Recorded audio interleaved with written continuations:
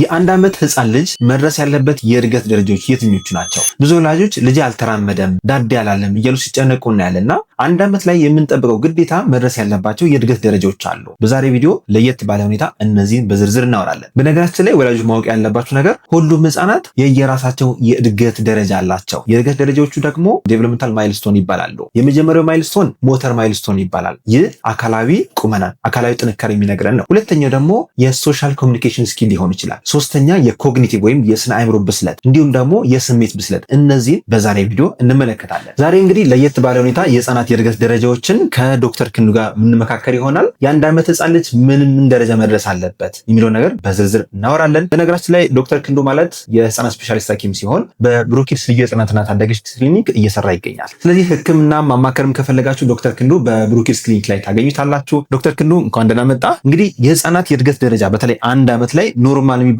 የትኛው ነው? ወይም ትክክለኛ የእድገት ደረጃ የሚባሉት የትኞቹ ናቸው? አንደኛ። ሁለተኛ ደግሞ ዘገየ የሚባለው ወይም ደግሞ ሬድ ፍላግ የምንላቸው የትኞቹ ናቸው? እሺ፣ አመሰግናለሁ ዶክተር ፋሲል። እንግዲህ ዛሬ የምናየው ወላጆች የአንድ ዓመት ህፃን ልጅ ሊያሳይ የሚገባቸው የእድገት ደረጃዎችን በዘርፍ ከፋፍለን እናያለን ማለት ነው። ወደ ዋናው ርዕሳችን ከመግባታችን በፊት በእኔ በኩል አንድ ነገር ልንገራችሁ። ያው እንደምታውቁት እኔ ዶክተር ፋሲል በህፃናት ስፔሻሊስት ሐኪምነት በብሩኪድስ ልዩ የህፃናትና ታዳጊዎች ክሊኒክ ለ2 ዓመት እየሰራው እገኛለሁ። አሁን ደግሞ ለተጨማሪ ስልጠናና ኮንፈረንስ ወደ ውጭ ሀገር ስለማቀና ለተወሰነ ጊዜ ላኖር እችላለሁ። በእኔ ምትክ ከ7 ዓመት በላይ ልምድ ያላቸው የህፃናት ስፔሻሊስት ሐኪሞች 24 ሰዓት ስራ እየሰሩ ይገኛሉ። ለምሳሌ ዶክተር ክንዱ የህፃናት ስፔሻሊስት ሐኪም ከ7 ዓመት በላይ ልምድ ያለው ሐኪም ነው። ዶክተር ክንዱን ከሰኞ እስከ ቅዳሜ ሙሉ ቀን ያገኙታል። በክሊኒካችን የተሞላ ላቦራቶሪ እንዲሁም እጅግ ዘመናዊ የሚባለ የአልትራሳውንድ ማሽን ያለን ሲሆን ምርመራ ህክምና ከፈለጋችሁ ከታች ባሉ ስልኮች ደውላችሁ መምጣት ትችላላችሁ። አሁን ወደ ዋናው ርዕሳችን እንገባለን። እድገት ስንል እንግዲህ አንድ ህፃን የሚደርስበት የአካል እንቅስቃሴ የጥቃቅን ክህሎቶች ወይም ፋይን ሞተር ስኪልስ፣ የንግግር፣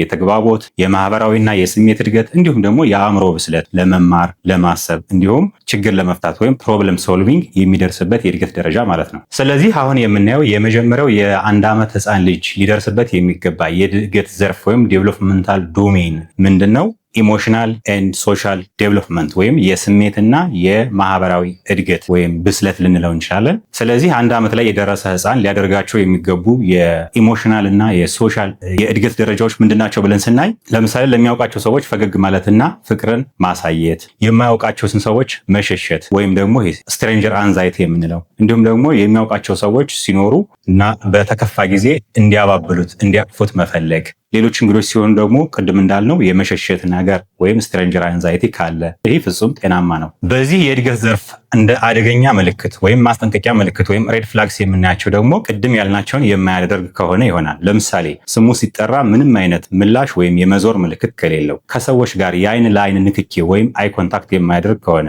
እንዲሁም ደግሞ ለሁሉም ሰዎች ተመሳሳይ የሆነ የፊት ገጽታ የሚያሳይ ከሆነ፣ ለምሳሌ ለሚቀርቡት ሰዎች ፈገግ ማለት፣ ለማያውቃቸው ሰዎች ደግሞ የመኮሳተር የመራቅ ወይም የመሸሽ ምልክት የማያሳይ ከሆነ እነዚህ ለአንድ ዓመት ህፃን በሶሻል እና በኢሞሽናል ዴቨሎፕመንት ዘርፍ ለማስጠንቀቂያ ስለሚታዩ ወላጆች ልብ ልትሏቸውና አስፈላጊውን ክትትል ልታደርጉላቸው ወይም የህክምና እርዳታ እንዲያገኙ ማድረግ አስፈላጊ ይሆናል። ሁለተኛው የምናየው የአንድ ዓመት ህፃን ልጅ ሊያገኘው የሚገባ የእድገት ዘርፍ ደግሞ ላንጉዌጅ ኤንድ ኮሚኒኬሽን ወይም የቋንቋና የተግባቦት የእድገት ዘርፍ ነው። በዚህ የእድገት ዘርፍ የአንድ ዓመት ህፃን ልጅ ባባ፣ ማማ፣ ሌሎችም ባባ ወይም ማማ የማለትና እንዲሁም ደግሞ ተው፣ አይደለም ወይም ደግሞ ኖ ሲባል ምላሽ የሚሰጥ መሆን አለበት። ከዚህም በተጨማሪ የሚፈልገውን ነገር በምልክት መጠቆምና እንዲሁም ደግሞ እጆቹን ጣት በመጠቀም የሚፈልገውን ነገር መጠቆም የሚፈልገው ነገር እንዲሰጠው ማሳየት አለበት። ስለዚህ ወላጆች በሁለተኛው ማለትም በቋንቋና ተግባቦት ዘርፍ ወይም ላንጉዌጅ ኤንድ ኮሚኒኬሽን ዘርፍ አንድ ህፃን አንድ ዓመቱ ላይ እነኚህም ምልክቶች የማያሳይ ከሆነ ሬድ ፍላግ የሚወሰዱ ይሆናል ማለት ነው። ለምሳሌ ምንም አይነት ቃላትን የማያወጣ ወይም ባብሊንግ ከሌለው እንዲሁም ደግሞ ቀላል የሚባሉ ትዕዛዞችን ለምሳሌ ተው፣ አታድርገው፣ ኖ ሲባል ምላሽ የማይሰጥ ከሆነ የሚፈልገውን ነገር በእጆቹ በመጠቆም ለማሳየት የማይሞክር ከሆነ እንዲሁም በዚህ የእድገት ዘርፍ በተለይ ወላጆች ልብ ልትሉ የሚገባ አንድ ህፃን በቋንቋና በተግባቦት በኩል ወደኋላ የመቅረት ነገር ካለና አሁን የዘረዘርናቸውን የእድገት ደረጃዎች ወይም ማይልስቶንስ የማይኖረው ከሆነ የመስማት ችግር ወይም ሂሪንግ ሎስ ሊኖር ስለሚችል ተገቢውን ህክምናና ክትትል ማድረግ አስፈላጊ ይሆናል። በተለይም ደግሞ ከዚህ በፊት ሲያደርጋቸው የነበሩ የእድገት ደረጃዎችን የማጣት ወይም ሎስ ኦፍ ማይልስቶን ካለ እንደ ማስጠንቀቂያ ወይም ዴቨሎፕመንታል ሬግሬሽን ሊወሰድ ስለሚችል እሱም ተገቢውን ክትትል የሚፈልግ ይሆናል። ሶስተኛው የእድገት ዘርፍ የምንለው ወላጆች ደግሞ ምንድነው የአእምሮ ብስለት እድገት ወይም ኮግኒቲቭ ዴቨሎፕመንት ይሆናል። በዚህ ዘርፍ እንግዲህ ህፃናት የሚያዳብሯቸው የእድገት ክህሎቶች ማሰብ፣ መማርና ችግር ፈችነት ወይም ፕሮብለም ሶልቪንግ ይሆናሉ ማለት ነው። ስለዚህ በዚህ ዘርፍ 1 ዓመት የሆነው ህፃን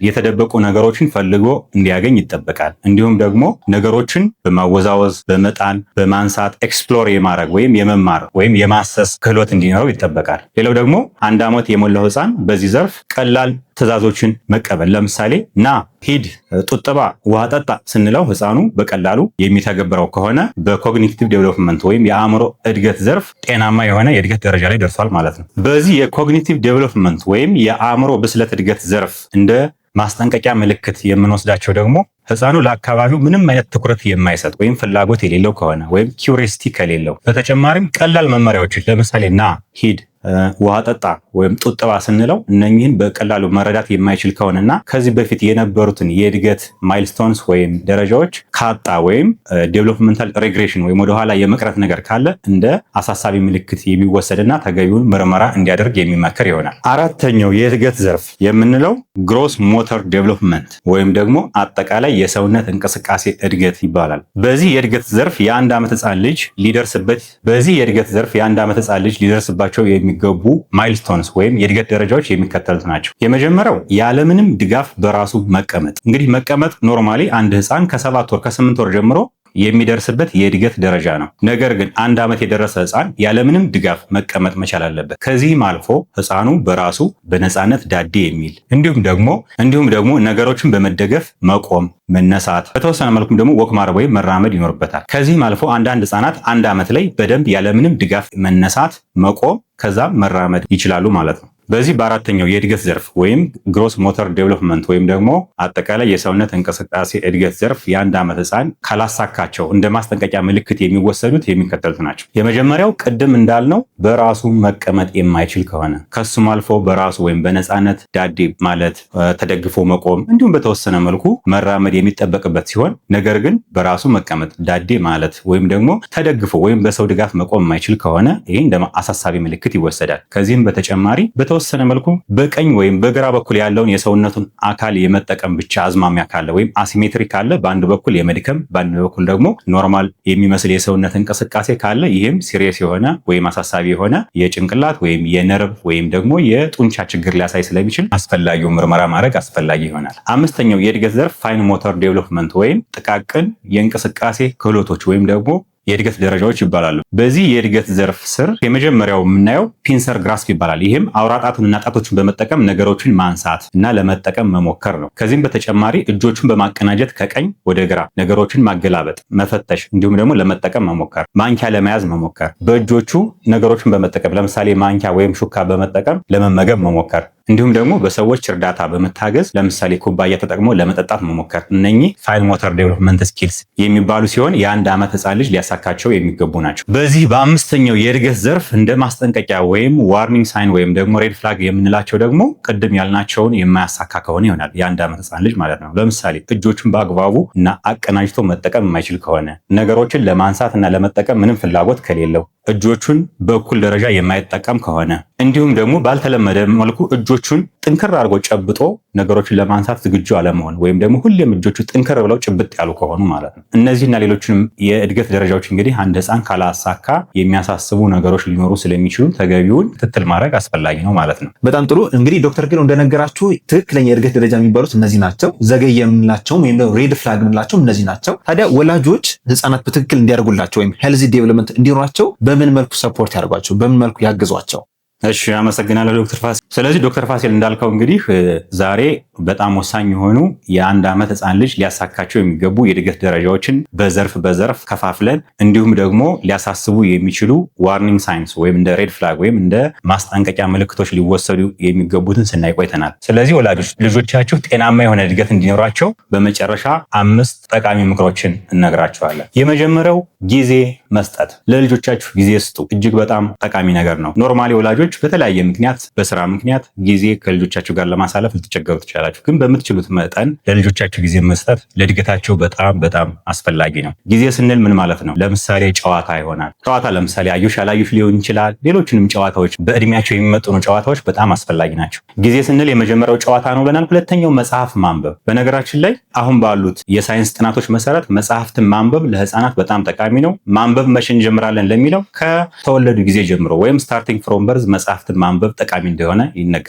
ለምንድን ነው ህፃኑ ሳይረዳው ማንበብ ምን ትርጉም አለው የምትሉ ካላችሁ እጅግ በጣም ጥሩ ጥያቄ ነው። ነገር ግን ህፃኑ ኢንጆይ የሚያደርገው የመጀመሪያው ነገር ድምጻችሁን ነው። ስታነቡ ድምጻችሁን ኢንጆይ ያደርጋል ወይም በድምጻችሁ ቃና ይደሰታል። ቀጥሎ ደግሞ የምታነቡት መጽሐፍ ወይም ተረት ምስል ካለው ምስሉን እያዩ እያደጉ ሲሄዱ ህፃናት በሱም ይማራሉ፣ ይደሰታሉ። ከዛ ቀጥለው ደግሞ ቃላትን እየተማሩ ይሄዳሉ። ስለዚህ መጽሐፍትን ማንበብ ወይም ተረቶችን ማንበብ ለእድሜያቸው የሚመጥን ነገር ማድረግ በጣም አስፈላጊ ይሆናል። ሁለተኛው ምክር ለወላጆች የምንሰጠው ስክሪን ታይም ሊሚት ማድረግ ወይም ቴሌቪዥን፣ ላፕቶፕ ሊሆን ይችላል፣ ታብሌት ሊሆን ይችላል፣ ስልክ ስክሪን በተለይ እስከ 2 ዓመት ፈጽሞ አይመከርም። ምናልባት የቅርብ ቤተሰብ በአካል የማይገኝ ሆኖ ቪዲዮ ቻት ካልሆነ በስተቀር ከ2 ዓመት በፊት ላሉ ህፃናት ስክሪን ታይም አይፈቀድም። ስለዚህ የስክሪን ጉዳይ ወላጆች በጣም በትኩረት ልንሰጠው የሚገባ የህፃናትን እድገት ሁለንተናዊ ዘርፍ ሊጎዳ ስለሚችል በተለይ እስከ 2 ዓመት ላሉ ህፃናት ወይም ስልክ፣ ሞባይል፣ ቴሌቪዥን፣ ታብሌት ማሳየት ፈጽሞ አይመከርም። ሶስተኛው ምክር ለወላጆች የምንሰጣቸው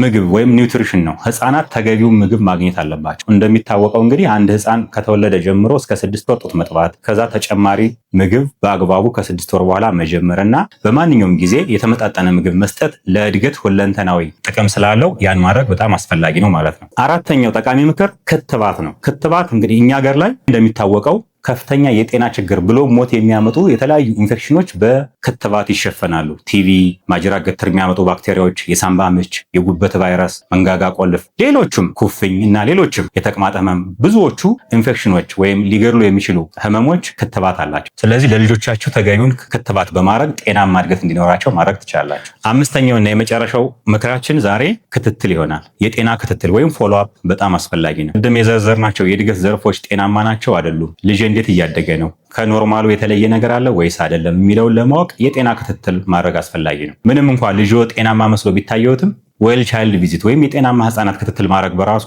አስፈላጊ ይሆናል። በተለይ ደግሞ ከዘረዘርናቸው የእድገት ዘርፎች በአንዱ በሁለቱ ወይም ከዛ በላይ በሆኑ ዘርፎች ጉድለት አለው ብለው ልጆ የሚያስቡ ከሆነ በአቅራቢያው ወደሚገኝ የህክምና ተቋም በመውሰድ ተገቢውን ምርመራ እንዲያገኝ ማድረግ በጣም አስፈላጊ ይሆናል። ስለዚህ ወላጆች እንድትማሩበት ለዛሬ ያለን መረጃ ይህን ይመስላል። አመሰግናለሁ ዶክተር ፋሲ። እንግዲህ ለዛሬ ያቀረብላችሁ መረጃ ይህን ይመስላል። እንግዲህ ወላጆች አንድ ማስተዋል ያለባችሁ ነገር ሁሉም ህፃን የየራሱ ባህሪ ያለው፣ ሁሉም ህፃን የየራሱ እድገት ደረጃ አለውና ሁሉም እንደራሱ ነው የሚያደርገው። ሆኖም ግን ቅድም የነገርናችሁ እነዚህ ሬድ ፍላጎች ካሉ ደግሞ በአቅራቢያችሁ በሚገኘው የህፃናት ስፔሻሊስት ሐኪም ጋር ቀርባችሁ ማሳየት ተገቢ ነው የሚሆነው ማለት ነው። መረጃውን ከወደዳችሁት ላይክ ማድረግ አትርሱ። ሀሳብ አስተያየት ካላችሁ ከታች ኮሜንት ላይ ጻፉልን። ምናልባት እንደዚህ አይነት አዳዲስ መረጃዎች እንዲደርሳችሁ ከፈለጋችሁ ደግሞ ሰብስክራይብ ማድረግ ቤተሰብ መሆን አትርሱ።